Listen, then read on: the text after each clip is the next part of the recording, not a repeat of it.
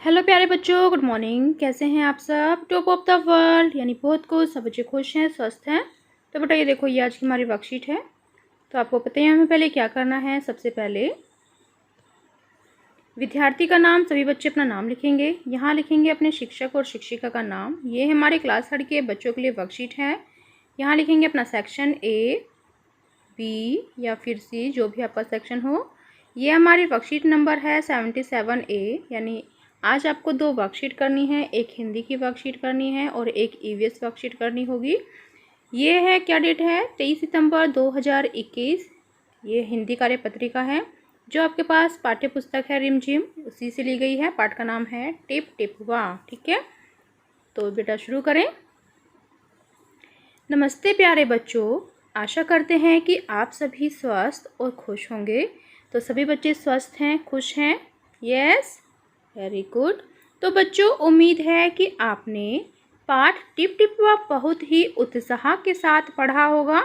चलिए बच्चों, पाठ की निम्नलिखित पंक्तियों को फिर से पढ़ते हैं। तो ये देखिए, आपके पाठ की कुछ पंक्तियाँ दी गई हैं, इनको दोबारा से पढ़ लेते हैं। एक दिन मूसलाधार बारिश हुई। ऐसी बारिश पहले कभी नहीं हुई थी। सारा गांव बारिश से परेशान था। बुढ़िया की झोपड़ी में पानी जगह जगह से टपक रहा था। Tip tip tip tip. तो बच्चों, इन पंक्तियों में बारिश शब्द आया है। हम बारिश को वर्षा, बरखा या बरसात भी कहते हैं। तो ये सभी शब्द बारिश शब्द के पर्यायवाची हैं। तो समान अर्थ बताने वाले शब्दों को पर्यायवाची शब्द कहते हैं। यानी ऐसे शब्द जिनके समान अर्थ होते हैं, जो समान अर्थ बताते हैं, तो ऐसे शब्दों को हम क्या बोलते हैं? पर्यायवाची शब्द। फिर नेक्स्ट देखो बेटा, हमारा प्रश्न नंबर 1 है कि नीचे गाढ़े रंग से लिखे शब्दों को ध्यान से पढ़िए और उनके सामने दिए गए शब्द समूह में से उस शब्द पर गोला लगाइए जिसका अर्थ सबसे अलग है। ठीक है, तो आपको नीचे दिए गए कुछ शब्द दिए गए हैं, आपको उस शब्द पर गोला लगाना है जो उसका अर्थ नहीं बताता, जो अलग है। का देखो, यहाँ पर है माँ, माँ शब्द आया है तो माँ को क्या कहते हैं? माता भी कहते हैं और अम्बा भी कहते हैं। और लेकिन जो यहाँ पर जो अलग है वो क्या हो गया? पिता। तो हमने पिता शब्द पर गोला लगाया। फिर नेक्स्ट देखो, खा, खा। फिर नेक्स्ट शब्द हमारा है शेर। तो शेर को क्या बोलेंगे? सिंह। और क्या बोलते हैं? वनराज। जो अलग शब्द है वो है भालू। तो भालू पर हमने ऐसे गोला लगा लिया। फिर नेक्स्ट देखो बेटा, ग। नेक्स्ट शब्द हमारा है सूरज। तो सूरज को क्या क्या बोलते हैं? सूरज के जो पर्यायवाची हैं वो है भानु और दिनकर। जो अलग है वो क्या है? चांद। तो चांद शब्द पर गोला लगाया। फिर घ देखिए, घ है मित्र। मित्र शब्द है तो मित्र को क्या क्या बोलते हैं? दोस्त भी बोलते हैं, सखा भी बोलते हैं। लेकिन जो अलग शब्द है वो है राजा। तो यहाँ पर हमने राजा पर गोला लगा लिया। तो समझ में आया आपको? जो अलग शब्द है यहाँ पर देखो, पिता, भालू, यहाँ पर चांद है और यहाँ पर है राजा। उस पर हमने गोला लगा लिया है। फिर देखिए प्रश्न नंबर 2।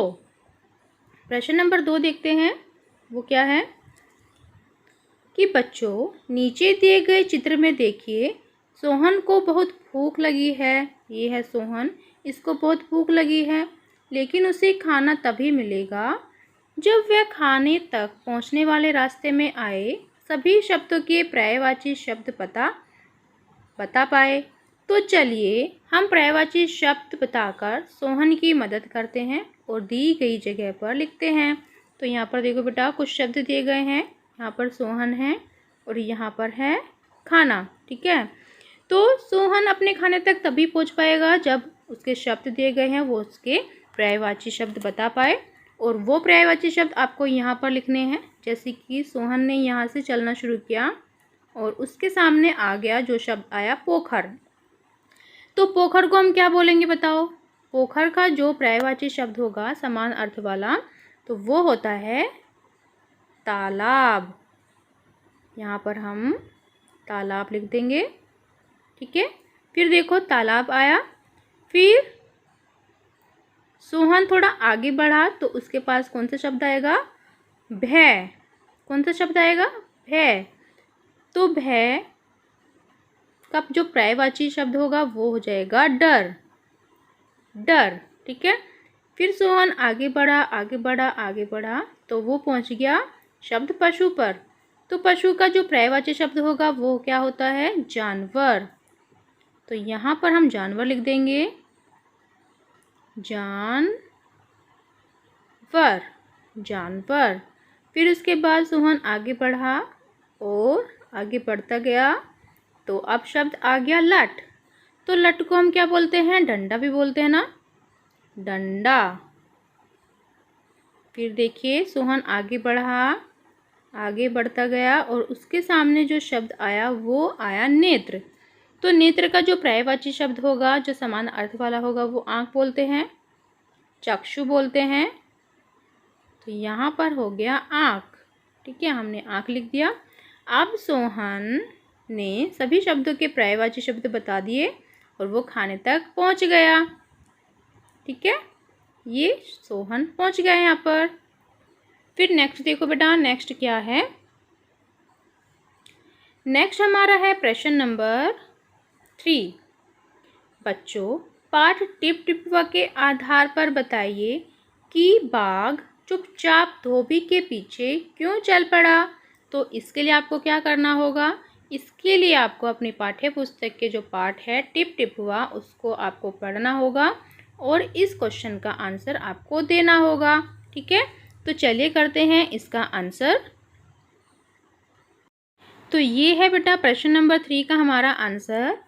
ये क्वेश्चन नंबर 3 आंसर, ठीक है, कि टिप टिपवा के डर के मारे बाघ घास में छिपा था। अंधेरा होने के कारण धोबी को अंधेरे में कुछ दिखाई नहीं दे रहा था। उसने तुरंत बाघ पर लठ बरसाने शुरू कर दिए। बाघ ने मन ही मन सोचा कि यह धोबी ही टिप टिपवा है, उसने मुझे खोज लिया है। यदि जान बचानी है तो धोबी जैसा कहे उसकी बात मान लेनी पड़ेगी। धोबी बाघ का कान पकड़कर खींचता हुआ घर की तरफ चल दिया और बाघ बिना कुछ कहे उसके पीछे पीछे चल पड़ा। तो ये था बेटा हमारा क्वेश्चन नंबर 3 का आंसर। सभी बच्चे कर लेंगे इसको। और एक बार आपसे रिक्वेस्ट है कि सभी बच्चे बुक्स को रीड जरूर करेंगे, पाठ टिप टिपवा को, ताकि आपको आसानी से अच्छे से समझ में आ जाए, ठीक है। तो चलिए नेक्स्ट देखते हैं क्या है। फिर नेक्स्ट है अभिभावकों के लिए सुझाव। बच्चों से बात करें कि पानी की बचत करना क्यों आवश्यक है और हम घर पर पानी की बचत कैसे कर सकते हैं। बरसात के पानी को जमा करके आवश्यकता अनुसार प्रयोग करने के फ़ायदे भी बच्चों को बताएं। तो बच्चों, आपको कार्यपत्रिका मज़ेदार लगी ना?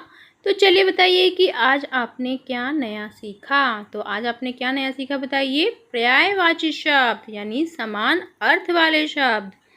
कोविड-19 के दौरान अपेक्षित व्यवहार। अपने हाथों को साबुन में पानी से नियमित रूप से धोएं। तो ये थी आज की हमारी वर्कशीट। सभी बच्चे इसका रिप्लाई करेंगे।